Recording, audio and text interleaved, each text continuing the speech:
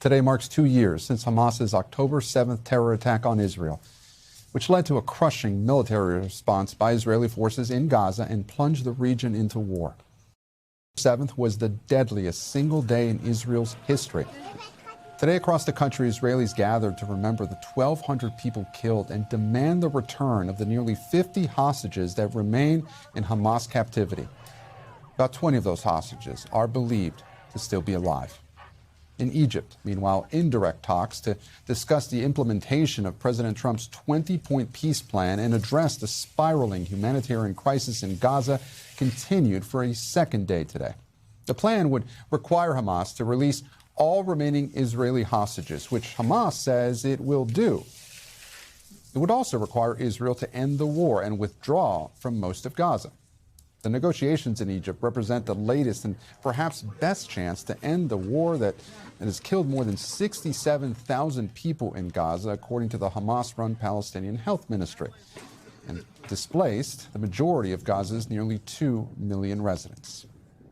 Joining me now from Jerusalem is NBC News' chief foreign correspondent, Richard Engel. Richard, good to have you. Where do peace talks stand right now, and what was the focus of this second day of negotiations? So we've just received a statement from Hamas saying that it supports these peace negotiations. It is working hard to implement President Trump's plan.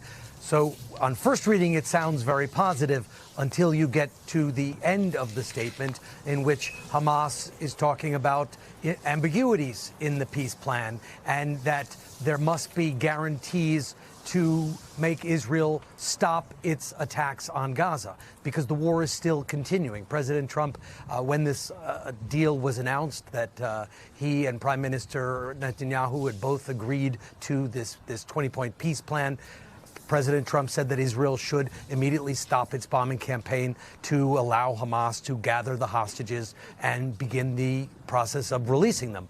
That never happened. The Israeli attacks never slowed down, and dozens of Palestinians have been killed since the peace plan was initially announced, according to health officials in Gaza. And then today, Hamas fired rockets into Israel.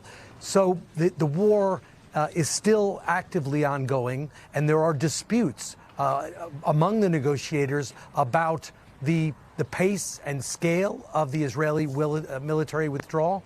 Israel says it will withdraw effectively at a time and place of its choosing, staying around a buffer zone at the edges of Gaza, and that it will withdraw when there is security and then when Gaza no longer poses a threat to Israel. Those are very vague commitments. Hamas is also being vague about its commitments, saying that it will hand over its weapons and no longer rule Gaza when there is an alternative Palestinian leadership and alternative Palestinian security forces. And at this stage, no one has named who those future Palestinian leaders would be or who's going to provide the security forces. So there is some hope because the talks are ongoing and they are high level and they are ongoing, and both sides seem to express support or are expressing support for the peace plan. But there are wide gaps about its implementation and the future of the Gaza Strip. And Richard, you talked about these concessions, that they're vague. Is there any sense for a timeline at this point, or any sense for when the U.S. administration might lose patience with the pace of these talks? Well, when the U.S. might lose patience is a difficult question to answer, because a lot of that depends on the personality of President Trump and what his envoy Steve Witkoff and son-in-law Jared Kushner, who are both in Egypt for these talks, relate to him.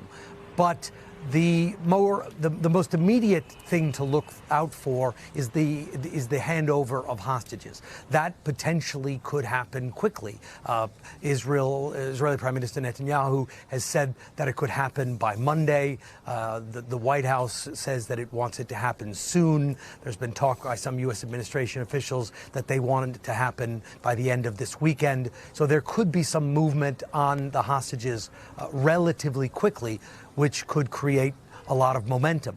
but these larger issues about the future of the Gaza Strip, who's going to run it, who's going to rebuild, what happens to Hamas and its weapons, and where and when Israeli troops withdraw and where they withdraw to, all of those are still open questions. Richard Engel reporting live for us in Israel. Richard, thank you. I'm joined now by Moshe Lavi, whose brother-in-law, Omri Miran, is being held hostage by Hamas. Thank you so much for joining us, Moshe. I want to start off by asking you, when was the last time that you saw pictures of your brother-in-law? Thank you for having me. The last time we saw Omri in a footage was in a psychological warfare video Hamas published in late April, about a week after his birthday. It was released purposefully to mark his birthday, his second birthday in captivity. He looked unwell, much worse than the first psychological warfare video they released a year earlier. Obviously under duress, starved, tortured, but we focus on the fact that he's alive. We focus on the fact that he's composed in the video, and irrespective of what he was told to say, we could see in his eyes that Omri is still there, and we can bring him home to my sister Lishai and my two baby nieces, Roni and Alma. This must be a hard day for you. It is very difficult. As I told you earlier, every day is difficult since October the 7th, both from a personal perspective, our family trauma, the advocacy work to release Omri and all the remaining hostages, but also from a national perspective. Israel has not recovered really from what has happened that day, and we will not recover and heal until this war will end and we'll see the return of all the hostages. And on that point, how optimistic are you that this war will end soon? I will say that I remain hopeful. I'm hopeful all the time, because without hope, we will have no energy and motivation to continue advocating with policymakers. As we did even this morning with the U.S. administration, they gathered with us to mark October the 7th in a sukkah we built. And he just showed us again how much the Trump administration is behind us, is supporting our efforts. And I was about to mention that breakfast that you had this morning with other hostage families and senior members of the Trump administration. What was your message to those White House officials? Our message to them, and my sister gave a speech during that breakfast, was keep going. Please push the negotiations as fast and hard as you can. Support the president in his bold plan to bring about a peaceful resolution to this conflict. And don't sidetrack. We need to focus on negotiations on the first 72 hours to release the hostages. I was in the room last week when President Trump was with Prime Minister Netanyahu, and he announced that 20-point peace plan. When you heard what the president was proposing, what went through your head? I felt that for the first time, a policymaker is able to bring about a concrete proposal that solves first the hostage crisis and then address other root causes of this conflict. And he did it by building an international coalition with the wider Arab world, wider Muslim world, and of course other allies of the U.S. It gives me a lot of hope. So, and we've heard about other potential breakthroughs in all of these negotiations. Does this time feel different? It does feel different, and because, as I said, there is an international coalition, and I haven't seen so much pressure exerted on Hamas as it is currently by Qatar, by Turkey, their sponsors and funders, and by the wider international community. But we're still grounded in reality. We know how complex it is, and that we're negotiating with a terrorist organization that says one thing one day and the other the next. Only before this interview, I've read some of the statements Hamas said officially and unofficially to Al Jazeera, Al Arabiya, and other media outlets in the Arab world. Sometimes they contradict each other and contradict what is reported to us by diplomats who are handling the negotiations. In your mind, aside from the release of all the Israeli hostages, what absolutely needs to be part of any deal to end this war? I think it's important and imperative, both for Israelis and Gazans who are suffering from Hamas, to disarm and disband Hamas as part of the wider vision for the region. We cannot allow terrorist organization to rule a population, to radicalize a population. I want to live side by side with my Palestinian neighbors. I want to see them with self-determination in Gaza, in the Judea and Samaria, the west part of Judea and Samaria, and the West Bank, because they deserve it just like us Israelis deserve self-determination. Now, Hamas has said that it has agreed to relinquish control of Gaza. Do you take the group at its word? I don't. I want to be frank with everyone. Nobody should believe Hamas. It has lied before, and it has deceived both Israelis and Gazans since they took over the Gaza Strip. But we have to focus on the small achievements and victories we can achieve now. Releasing the hostages and perhaps creating a path in which Gaza is de-radicalized, and so Hamas can be overthrown in the long run. And to that point, can there be any lasting peace in the Middle East with Hamas in power? If you've asked an average European 100 years ago whether there can be peace in Europe, he would have laughed at your face.